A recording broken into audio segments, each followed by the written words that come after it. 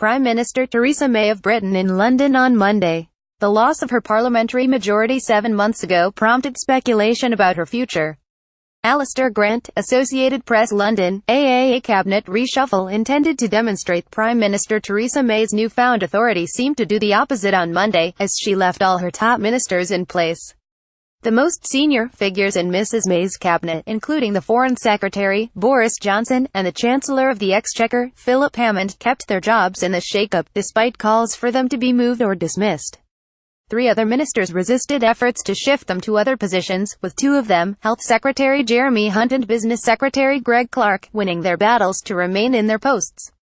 That underscored Mrs May's lack of room for maneuvering, 7 months after a general election in which she lost her parliamentary majority, damaging her authority, and as difficult negotiations loom over Britain's withdrawal from the European Union. Worse, Mrs May's reshuffle got off to an unfortunate start when her Conservative Party's Twitter account announced the appointment of Chris Grayling as party chairman. The post, which proved inaccurate, was deleted, but not before it had been spotted by political reporters. Now you see it, now you don't. Here's the Grayling tweet announcing him as party chairman that has since been deleted. pic.twitter.com/ug5fcm/c6ig. Katie Balls at Katie Balls. January 8, 2018. A later announcement of Brandon Lewis' appointment as the new Conservative Party chairman, replacing Patrick McLaughlin, was not problem-free, either. The original post on Twitter misspelled his new title, Minister without Portfolio, leaving out the T in portfolio. Congratulations to Brandon Lewis, the new Conservatives chairman. He has the energy, determination and tenacity to reform our party. I feel certain that the spirit of the reforms I recommended to the party last October will be implemented at conhomepic.twitter.com/repic6. Sir Eric Pickles at Eric Pickles. January 8, 2018. The cabinet changes are Mrs May's first major effort to refashion her top team, after months of speculation about her future. Those questions only increased after Mrs May's disastrous performance at the Conservative Party's annual conference in October and the subsequent resignation of 3 cabinet ministers. Even though Mrs May's de facto deputy, Damien Green, stepped down last month after he was found to have misled the public about biography found on his work computer, she appeared to be in a stronger position now than at any time since the general election in June. The Prime Minister reached an agreement with European Union leaders in December to proceed with talks on trade relations after Britain leaves, a process known as Brexit that is scheduled to take effect in March 2019. The accord was achieved without reawakening acute tensions in the Conservative Party over the extent of the post-Brexit ties between Britain and the bloc. But the party's internal truce is fragile, and Mrs May knows that her position remains vulnerable. Her cabinet has been constructed to balance those, like Mr Hammond, who want to keep a close economic relationship with the European Union, and those, like Mr Johnson, who argue for a cleaner break. A desire to maintain that equilibrium partly explains why the 2 men remained in their posts, despite criticism of Mr Johnson's performance as Foreign Secretary and calls from hardline Brexit supporters for Mr Hammond to be fired. Mrs May's reluctance to risk moving any senior colleagues, and the botched announcement of the new Conservative Party chairman, were described by some commentators in the British news media as the day of the blunt knives. The headline on the website of the right-leaning Daily Telegraph described the reshuffle as chaotic.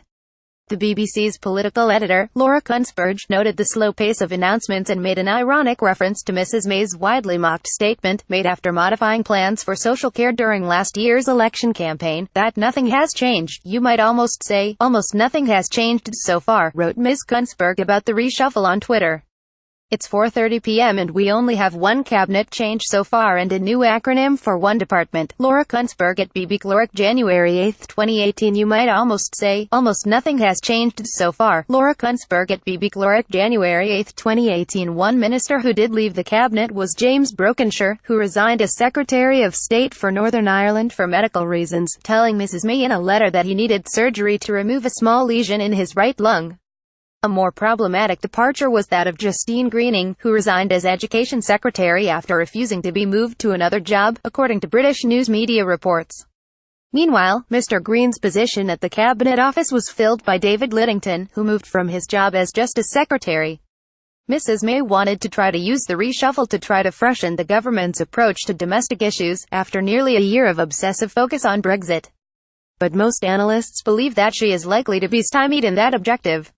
Lacking a parliamentary majority, Mrs May must often rely on 10 lawmakers from the ultra-conservative Democratic Unionist Party of Northern Ireland to push legislation through. That weakness was implicitly acknowledged on Sunday, when Mrs May said that she had abandoned plans for a vote on whether to reverse a ban on the divisive issue of fox hunting. And, despite her intention to focus more on domestic matters, the next 12 months are likely to be dominated by negotiations with the European Union, leaving ministers with little time or energy to tackle issues like health, transportation and housing. The withdrawal negotiations are likely to be tougher than those that took place in 2017, which focused on issues like Britain's outstanding financial commitments to the bloc, the rights of European Union citizens and the Irish border. The next round of talks, involving efforts to secure a transition period after Britain leaves the bloc and to map future trade ties, could further destabilize Mrs May's government. Follow Stephen Castle on Twitter, @_Stephen Castle. A version of this article appears in print on January 9, 2018, on page A8 of the New York edition with the headline, "In Britain, Attempt to Reshuffle Cabinet Betrays May's Weak Hand."